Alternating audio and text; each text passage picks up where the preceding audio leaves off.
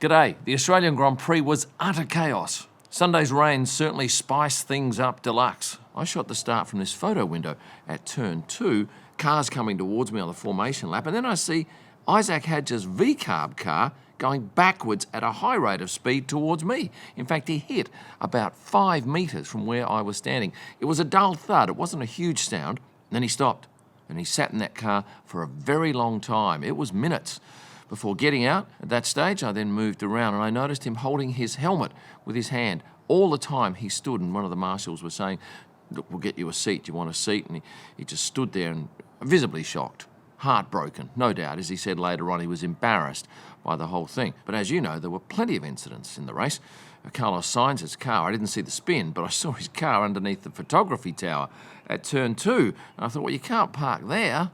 But indeed, that car was parked there for the remainder of the race. Of course, shooting Formula One, I can only be in one spot, but the crowd always gives away what's going on. They've got access to screens. And when a huge roar goes up, that's my cue to look at the screens. Let's go to Oscar Piastri now. Disappointment for the young Australian. Promised so much, looked like he at one stage could have even taken the lead. Post-race, this was the scene out the back of the FIA garage as he was talking to Sophie, his PR person, and giving his brief of what happened during the race. And despite the spin, he still managed to finish in the points. I still see him as a very strong threat for the World Drivers' Championship this year. Of course, Oscar Piastri is sponsored by Quadlock, as is this channel. And Quadlock has sent me their latest product launch just in time for the Australian Grand Prix in collaboration with the McLaren Racing Formula One team, and a brand new range of mag cases and a new addition, the mag water bottle. If you're a true F1 fan, especially a McLaren, Oscar, or Lando fan, you'll love these. The cases have it all with mag technology, durability, and of course style, featuring the signature papaya-coloured mag ring. Plus they're compatible with all Quadlock mounts and accessories. And check this out, the Quadlock McLaren mag water bottle. It's designed to keep you connected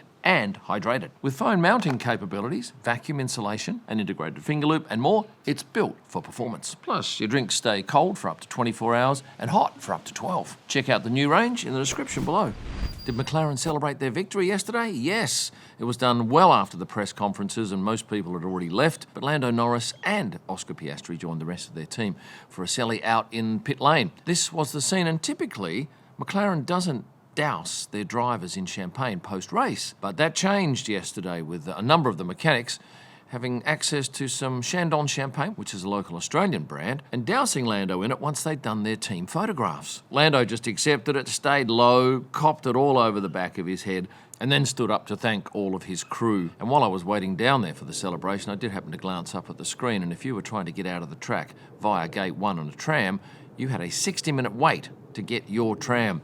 But of course, there was a very big crowd, and I'm not sure. Actually, let me just check. I have checked, and yes, 465,000 people attended the event, even with that nasty day of weather on race day. Now, that's just shy of the crowd they get at Silverstone, but as I mentioned in my previous video, they are making efforts to grow and grow. And why is it such a popular race? Well, typically the weather's pretty good. Yesterday was an exception. But it's a very big venue and you can get a lot of people in there. They're going to add more grandstands. The entertainment zone was fantastic. And next year, it will be the season opener again. Going back to Parc Ferme, you might have seen me pop up on television. I just found myself in between Mark Berryman, Lando's manager, and Zach Brown, the CEO of McLaren. And I can tell you, I could hear every word that Lando was saying to them. The thing that stood out to me, what did he say? The Inters were shit. Coming up shortly, I'll run through what the drivers drove to the track in terms of their road cars. But let's go through family members that I spotted. Oscar Piastri's mum, Nicole, was at the track. So was his dad, Chris.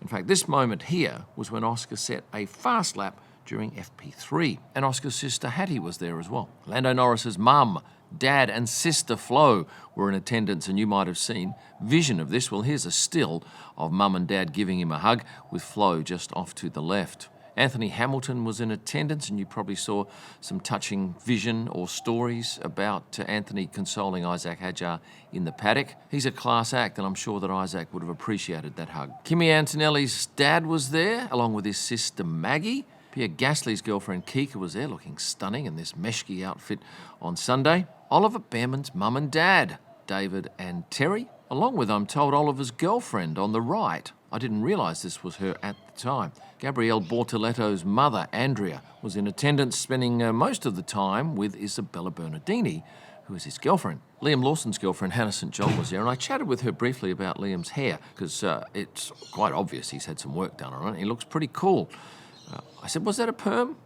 And she danced around it a bit, so I think that was a perm. And he looks good. Carmen came in with George on a number of days. There might have been others, but they're the ones that I saw and photographed. Aston Martin had these surfboards set up outside their hospitality suite in the paddock, and on Thursday they looked like this, and on race day, dramatically different. Now, just quickly, all gender toilets.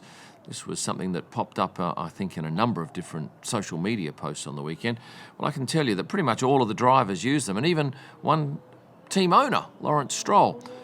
The reason they use them is because, A, it's a single toilet, so it's not like a men's urinal, and it's inside the paddock, whereas the other toilets, the men's and the women's, are actually in the corporate area used by paddock club guests. So you could be in there with any person, whereas in the all-gender toilets, you're in there on your own. And in my regular lost items segment, an umbrella that should have fitted into this bag has been lost. Left that at the Glamour on the Grid event on Wednesday night. After just one erection, put it up once. And I walked from the car park into the event, put it down somewhere, gone. I laughed when I saw this, Carlos Sainz's trainer holding a big chili as Carlos came in on one of the mornings. And yes, it was a gift from a fan on the Melbourne walk. Hats off to those people who got there early on Sunday, endured the rain, and it was torrential a couple of times in the morning. But hopefully they were well rewarded. It was good to see Lewis out there on the Sunday talking to a lot of the people on the Melbourne walk as he made his way in. Now let's have a look at the outfits that Lewis Hamilton wore in on the 4 days of the Australian Grand Prix. Stylish and colourful, as usual. I'll go through what the drivers drove to the track in a little later on, but first, all of the cars this weekend had cameras fitted on the back pointing at the rear wing, and these dots were to provide some reference points for FIA people to work out whether or not the rear wings were compliant. I wonder when we'll see a result of that investigation. Now let's have a look at what the drivers drove on the road to the Grand Prix in Melbourne. Most of the F1 drivers stayed in the city, and the drive from the city to the track is no more than about 15 minutes. They enter via Canterbury Road. So let's have a look at which cars all of the 20 drivers drove. McLaren drivers were not in McLarens, and I think they missed a marvellous opportunity to show off that product. Instead, they were driving the Ford Everest Platinum V6. And fortunately, at this track, all of the drivers' names are on their car park, so it's very easy to tell that Jack Doohan and Pierre Gasly were in Renault Megans, and an Oliver Oaks car park was a Collias. Were the Sauber drivers driving Audis? Yes, they were. Of course, Sauber becomes Audi next year. These two Q5s in the car park. Yuki Tsunoda and Isack Hadjar driving Honda Civic Type Rs is pretty much the norm for this pair all year, I'd suggest. In the Williams car parking spots, we had a Mercedes GLC 300 and an Audi Q7, and the Aston Martin drivers drove DBXs, as you can see here, matching in colour. Let's have a look at what the Ford drivers arrived in, and it was a Mustang, a Ford Mustang Mach-E, or Mach-E, depending on how you pronounce it. Now, I can tell you, this car is supremely quick. I know that because I've had one for the best part of a week here in Melbourne, and it blows me away with its acceleration. I think it might be quicker than my 911 Turbo. Oh, and mine was blue. Both of the Ferrari drivers arrived in pure style. Yes, in Ferraris, always nice to see them when they roll up in a V12 like this, a Ferrari Pura Sangue. This car develops 725 horsepower. And as you can see here, they are parked very close to the start of the Melbourne Walk. But this year, we weren't allowed to photograph on the walk. Well, we could. The first day we had to stand behind this rail, but for the second and subsequent days, we were allowed to move about 5 metres closer. But still, we couldn't go anywhere near the drivers. We couldn't get any close-up shots. That was primarily because the fans who are on the walk have invested so much time, and F1 quite rightly didn't want the fans' experience to be tainted by a scrum of photographers and cameramen. But that wasn't all photographers. Team photographers and official F1 photographers and video people were allowed to work near the driver. 2 to go, and in the Haas car parks, we saw an Audi Q8 and 2 Audi RS5s, one of them being driven by the team principal. And finally, a couple of monster cars here for Kimi, Antonelli and George Russell. G-Wagons making a statement. And a bonus car for you, Stefano Domenicali, rolling up in a very luxurious Maybach GLS 600. Before the start of the race, all of the drivers presented on track for the annual start of the season group photo. This is what it looked like. And a lot of comments about why was Yuki put behind George? Well, that was a dumb move. Well, here's the thing.